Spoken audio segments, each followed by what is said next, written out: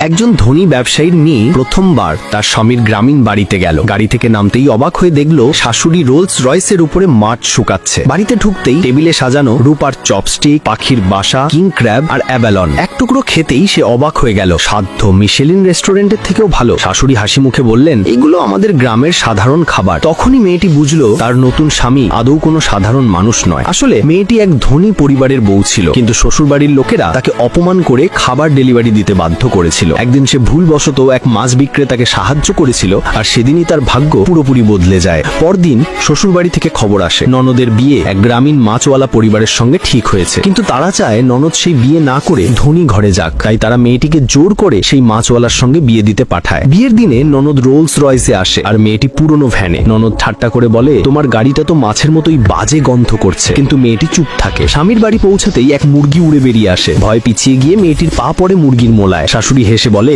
চল মা, ঘরে এসো। ভেতরে গিয়ে মেয়েটি ভেবেছিল এখন গ্রামের লোকেরাও বেশ স্টাইলিশ হয়ে গেছে। ঠিক তখনই তার স্বামী 3 চাকার সাইকেলে করে ফিরল। দুজন একে অপরের দিকে তাকাতেই চিনে ফেললো সেই তো সেই মাছ বিক্রেতা যাকে সে একদিন সাহায্য করেছিল। স্বামী বলল, আমি তোমার জন্য একটা উপহার এনেছি। জানো, আমার কখনো প্রেমিকা ছিল না, তাই জানতাম না কি দিলে ভালো লাগবে। সে একটা প্যাকেট এগিয়ে দিল। মেয়েটি খুলে দেখলো ভেতরে সোনার বালা। তারপর শাশুড়ি বললেন, আমাদের অবস্থা তেমন ভালো নয়, আশা করি তুমি তুচ্ছ ভাববে না। মেয়েটি মনে মনে বলল, যদি এটাকেই খারাপ অবস্থা বলা হয় তাহলে পৃথিবীতে দারিদ্র বলে কিছু নেই। তখন স্বামী হাসতে হাসতে পকেট থেকে একটা ব্যাংক কার্ড বের করলো। এতে $1 বিলিয়ন আছে, তুমি যা খরচ করতে চাও করো। সে অবাক হয়ে জিজ্ঞাসা করলো, তোমাদের বছরে কত রোজগার? স্বামী মাথা চুলকে বলল, বেশি না, বছরে কয়েকশো বিলিয়নই। তখন মেয়েটি বুঝলো সে কোনো সাধারণ মাছবালাকে নয়, একজন গোপন কোটিপতিকে বিয়ে করেছে। অন্যদিকে ননদ যে ধনী ছেলেকে বিয়ে করেছিল শাশুড়ির প্রিয় ছিল না। সে যখন একটু ভুল করত শাশুড়ি তাকে থাপ্পড় দিত। একদিন তাকে সতর্ক করে বললেন, আজকের সন্ধ্যার সভায় তোমাকে না ডাকলে